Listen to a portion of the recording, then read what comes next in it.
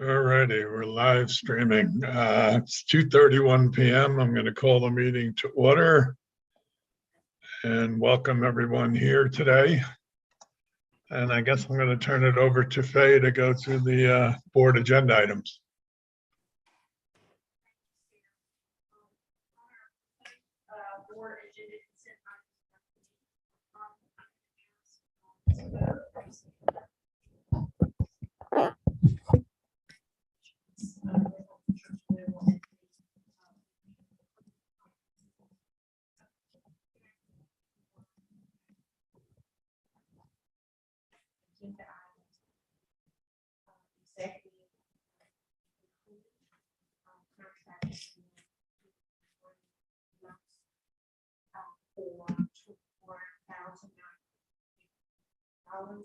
And that's from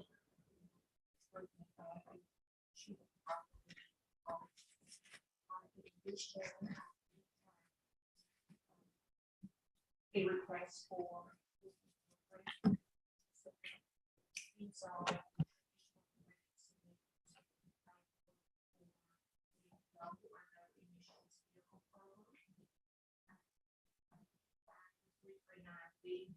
bus facilities program, and then a new opportunity for research for the bus exportable power system.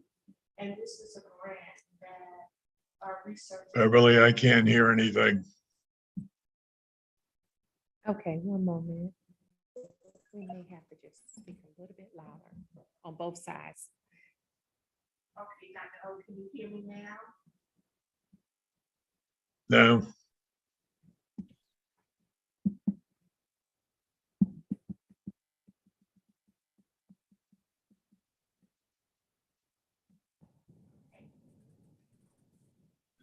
Let me get my headphones, that may help.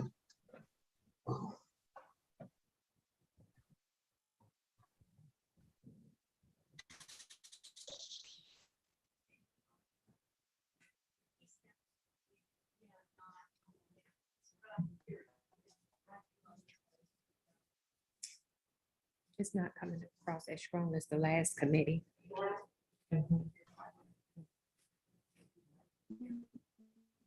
Mhm. It's the, yes.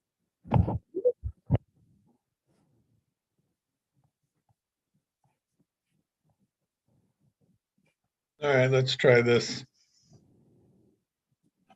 And the last grant it's a new grant of the CAT to the possibility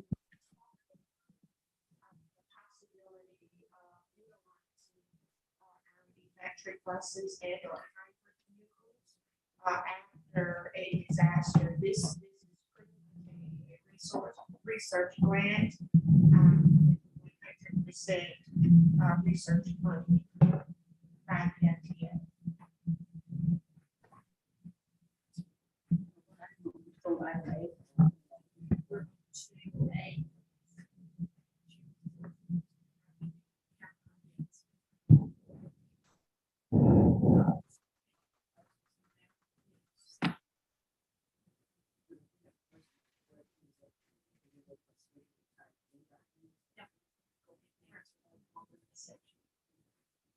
Any questions on the proposed action items?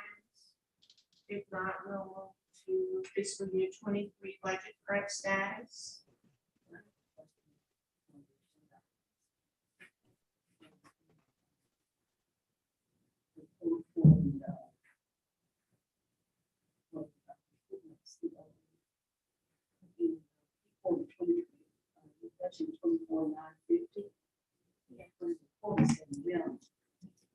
So that's how we figured if you go beyond the 24, because he said percentage of the salary.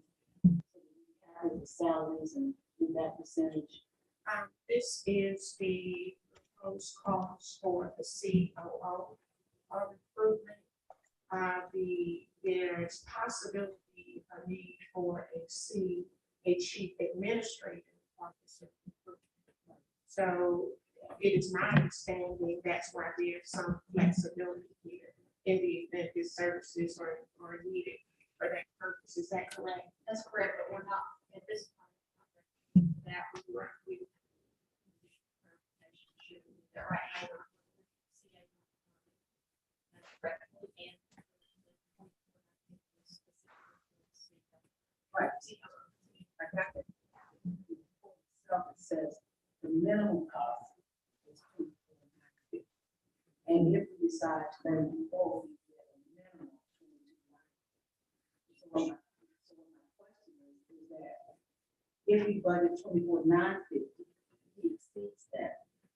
First, there's some other stipulations about, I'm concerned about this minimum. And that's all that the budget. We would have to come back before the board, Robinson, for an amendment or any additional parts associated with this. They actually did a good job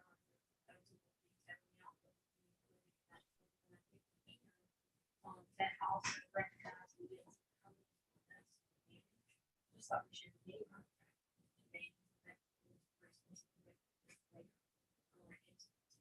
Make sure we are keeping those costs.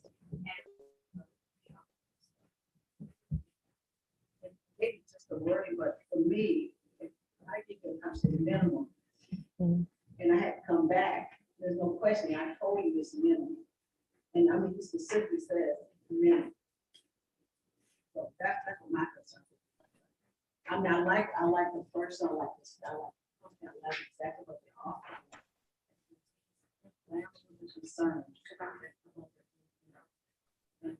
So I was asked, you know, look into it a little closer. Fine with the selection. Okay, our budget track,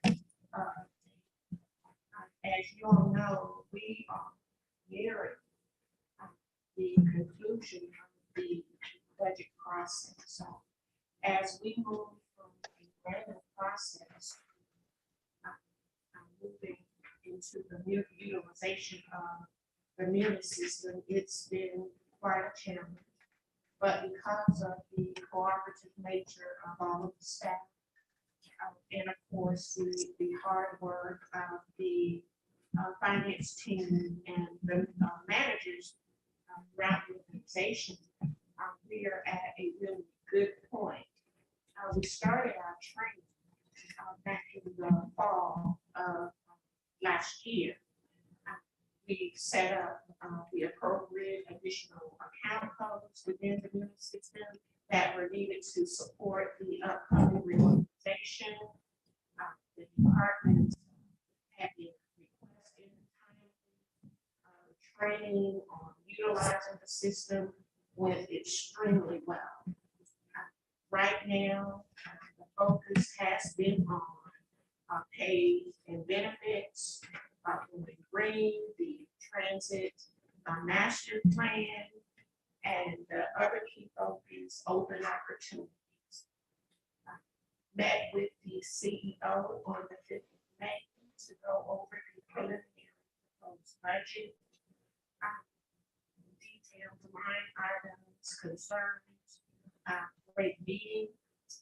After that, move forward with incorporating any of the revisions per the CEO. Right now, we are waiting on the insurance proposals, the cost of it coming, for property, and medical. What went before the CEO was a balance of budget. And the strategies used were a 5% reduction in departmental requests, mainly avoiding duplications and requests that were not priority for fiscal year 23. A follow-up meeting with the departments will be scheduled for tomorrow and or Thursday. Another strategy was fiscal year 22 operating service savings that will be passed on to help balance the fiscal year 23 budget. and then holds on new positions that were a part of the reorganization. We are preparing for the budget workshop that will be held on Saturday. We will be providing, of course, an overview of the fiscal year 23 proposed budget. And with that, we will take a look back where we were, where we go. After the workshop, the to-do list is to incorporate any changes that comes out of the budget workshop. We'll be moving into public hearings, making budgetary adjustments, rebalancing the operating and capital budgets. And then once we have the approval, the board is satisfied with the budget and it's presented, we will move forward to completing the budget.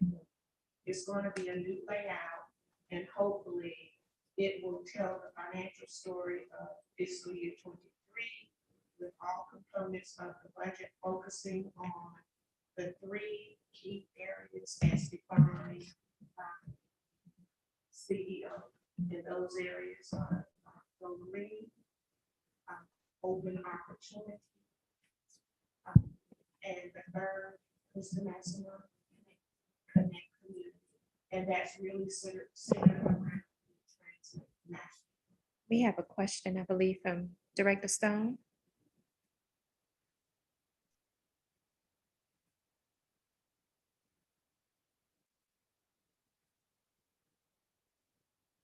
Director Stone, did you have your hand raised?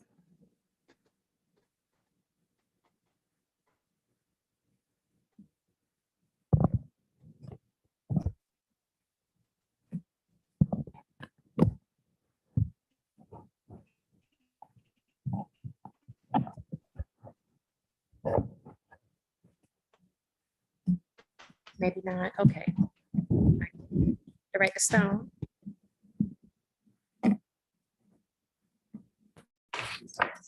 Mhm. Okay, we'll come back to you, Director Stone. Opportunity question. There would also be that worksheet. Well,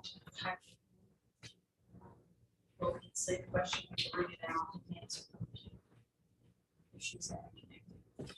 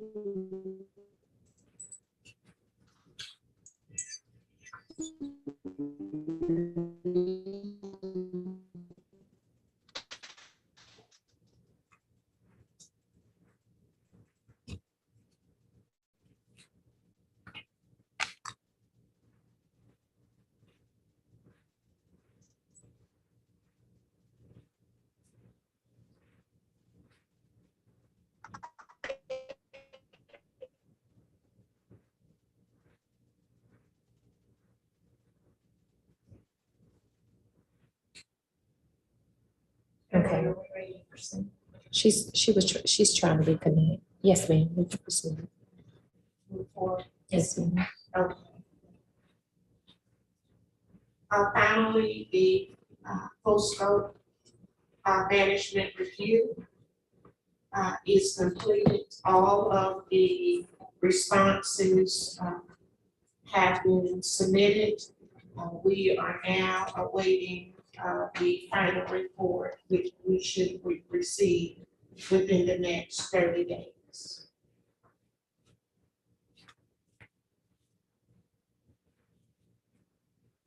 our long-term financial planning, a major component of the transit master plan, and of course, that will include grant opportunities, the revenue sources, debt policy, and service efficiencies and performance management.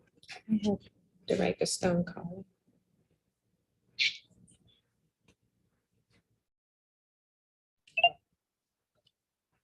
Beverly, I'm having a little trouble hearing the actual presentation, but the question that I wanted to ask was,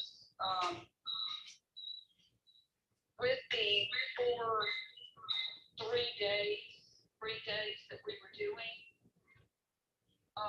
has anyone cleared with the county whether they are okay with doing that for paratransit?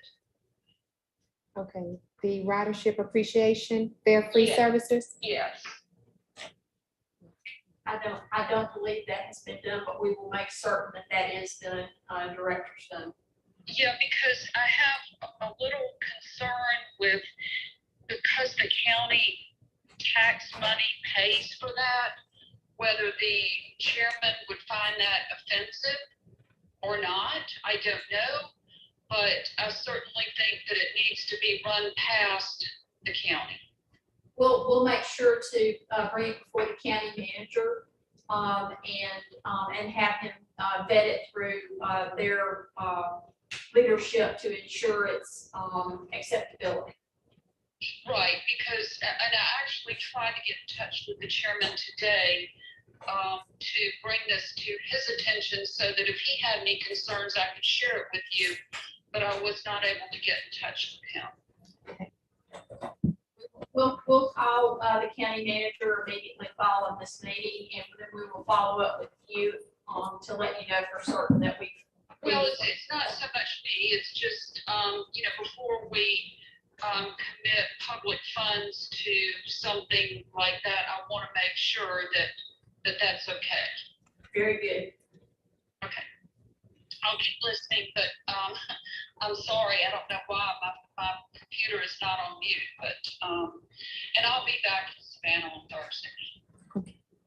Thank you. Thank you. Thank you. Okay, the next slide is basically an overview of human resource management activity. I think the recruitment efforts are reaping benefits, great benefits, particularly in the effort of paratransit recruitment through city county fair, in which there were 2 fairs that we participated in. We have 12 new hires for the month of April, and they are broken down by categories. We did some outreach with partnering agencies, Goodwill Industries, which led to the hiring of 2 paratransit drivers. And we've also reached out to Step Up Savannah as another recruiting effort. We had a total of 4 employees to exit the organization for various reasons.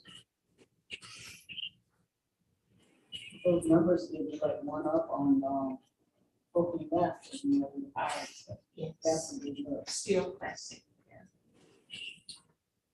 Okay, that concludes my presentation. The financial data was not available by the time of this meeting, but it will be ready for governance and presented.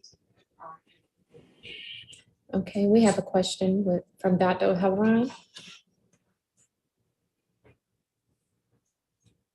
You're on mute. Are we doing exit interviews? Exit interviews. Are we doing exit interviews? We did. We did conduct exit interviews, not on all exiting the organization, but I do know that one was done on Friday. And what are they giving for reasons? I have not reviewed the exit interview, Dr. O'Halloran. It was done late Friday.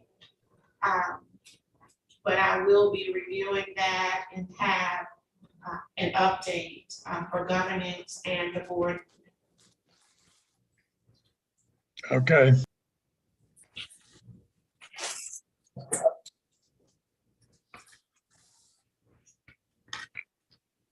Under old and new business, the Director's Digest Q&A will collect the questions that have been asked in previous meetings and report out those answers. We didn't have any pending Q&As from the last meeting. Under other committee business, this is just to make you all aware in this committee of matters that we'll hear in the full board meeting, but that will be discussed in more detail in other committees. So the ferry maintenance facility and dock project Title 6 equity analysis will be discussed in system development planning, as will be the electric fleet Title 6 and equity analysis. These are required FTA analysis that we perform on all of our projects that are funded by them. Electric bus implementation, and then the bus shelter bureau policy that Eric did such a great job working on in the last several weeks and months to develop.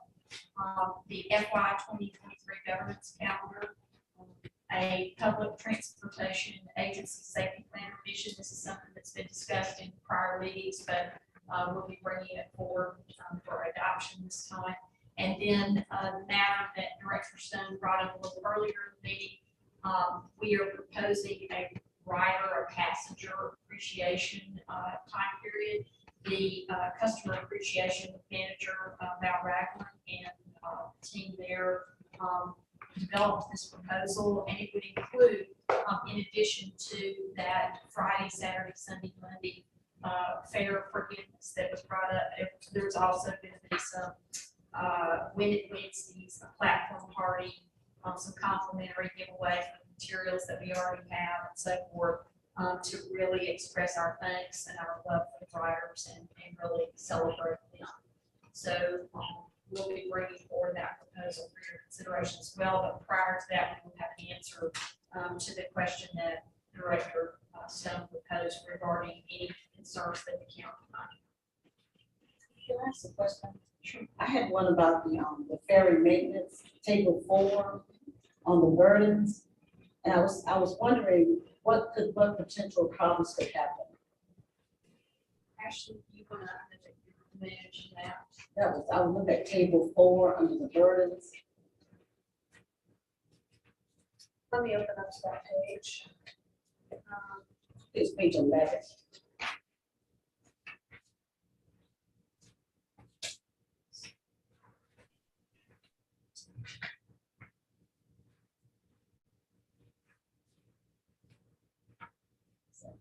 That was really flood area.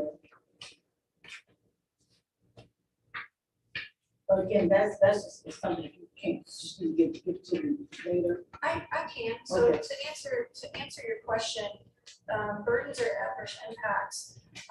When it talks about being inside the 100-year flood zone, it really is a dock on the water. Right. So any type of water event, natural disaster, hurricane, the construction of it must meet FEMA and the flood zone parameters as part of that construction. But we kind of think of that almost automatically because we are talking about a water dock. The second burden would be that currently at this time, the dock area where it's to be constructed is not currently owned by Chatham Area Transit. We are currently working on getting the piece of property transferred to us. We are working with the city of Savannah on that item. And the property itself is a local match in lieu kind for the grants and the funding stream, the 5307H, for the entire project. So right now, we're still working with the city. We don't necessarily have any immediate updates, but we're hoping to get that turned around with them and get that transferred to us as soon as possible. And when we talk about the burdens of being in the flood zone, how do you budget for that? You know, if something happens and the dock is damaged. So to think about in a flood zone, whether you're talking about your house or a dock or any type of property insurance, is that we do maintain preventive maintenance on the docks. We are working on making sure that we have annual inspections on those docks. CAPS had inspections done on them in the past, but for 2022, we were looking at making sure that they were done on a more regular basis. And then part of also those types of inspections is that if we catch the preventive items early before hurricane season, then reasonably they would be in better structural shape. And by being as a better structure, they could meet that hurricane wind velocity a little bit better than just if they were never cared for quite as much. Director, I think too, what this is really reflecting of the identification that we, under federal transit administration language, or definition of what poses a burden or adverse impact, this would be considered one. But I would suggest to you that identifying something as being inside the flood zone is really more a matter of risk management. So the burden there is really more, as Ashley was describing, inspections and preventive maintenance and those kinds of things. It's more of an assessment and management of risk, and properly considering how that risk is being, both costed into our overall budget and all those kinds of things.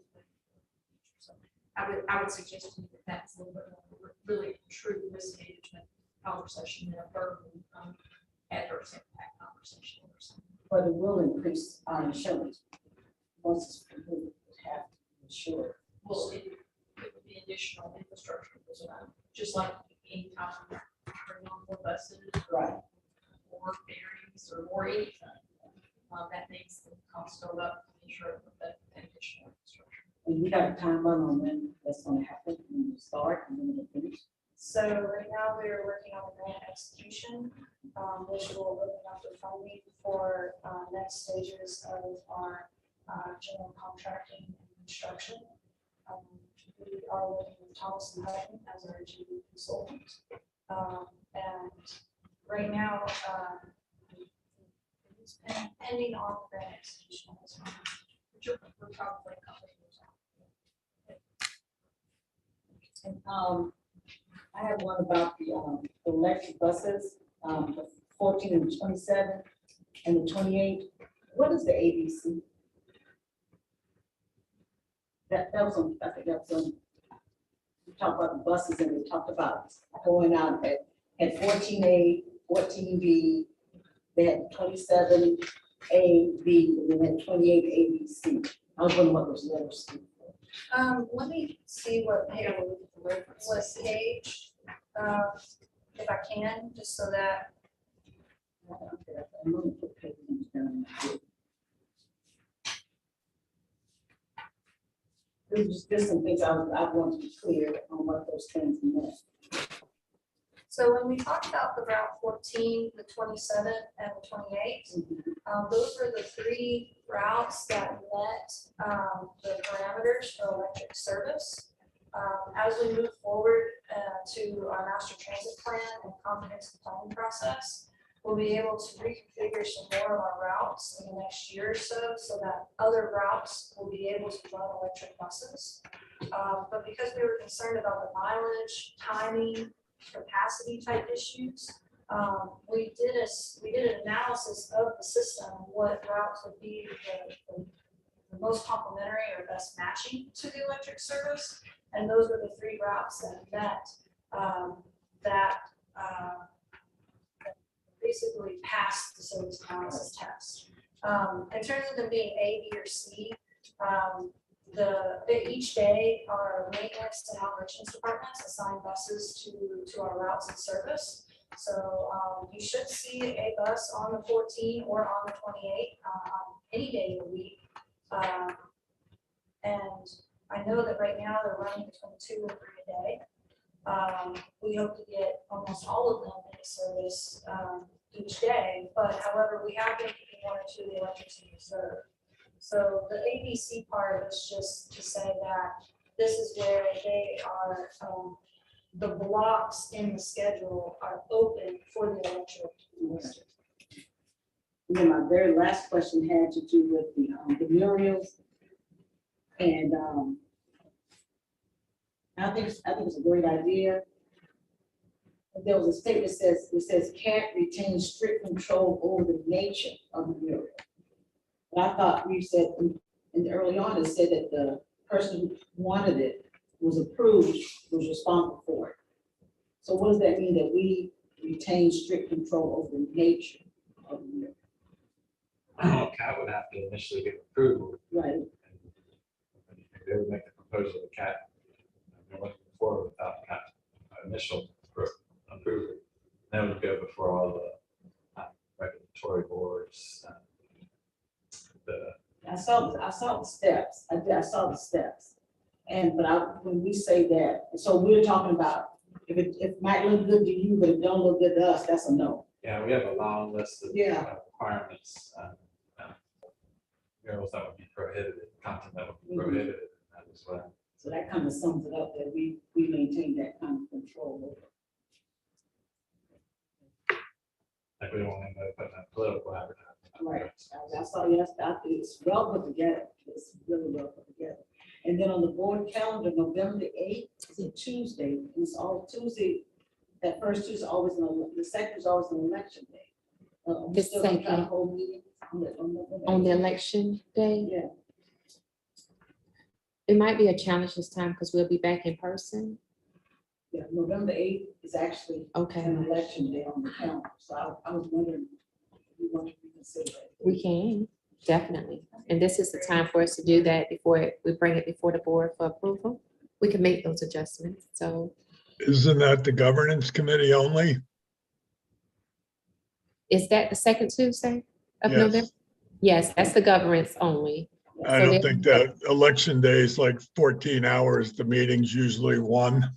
I think we can keep it there because otherwise we get into people's other schedules and get into Thanksgiving. That's why we moved them up to the 1st, 2nd, and 3rd in November and December. Yeah, I understand that, but my concern too is that people vote at different times, during It's- We've always had it on that day. so, but I just thought something we want. To consider, yes, Yeah. sir. Thank you, Dr. O'Halloran. You have any other questions? I don't think so, Doc. All right, then let's adjourn the meeting. Thank you, everyone. Thank you. Thank you. Okay, thank you. Thank y'all.